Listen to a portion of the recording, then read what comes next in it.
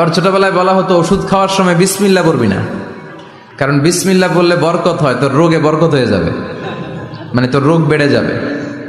কি ডাকাত, ভুয়া কথা। সব ভালো কাজের আগে বিসমিল্লাহ। অবশ্যই আপনি ওষুধ খাওয়ার আগে বিসমিল্লাহ পড়বেন। কি পড়বেন?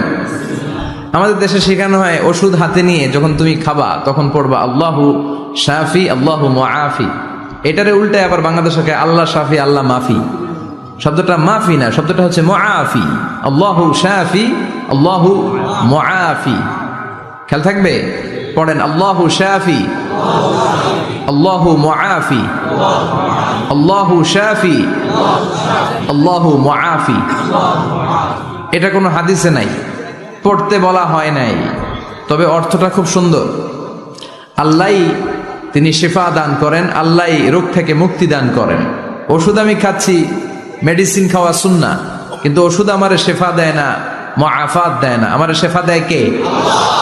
এই ঘোষণাটা, অ্যানাউন্সমেন্টটা বেশ ভালো, আপনি পড়তে পারেন, কিন্তু সুন্নাহ মনে করে না। এটা ভালো অর্থ, তাই পড়ি। আর বিসমিল্লাহ অবশ্যই পড়বেন। সব ভালো কাজের আগে কি? বিসমিল্লাহ। আল্লাহ বুঝার তৌফিক দান করো।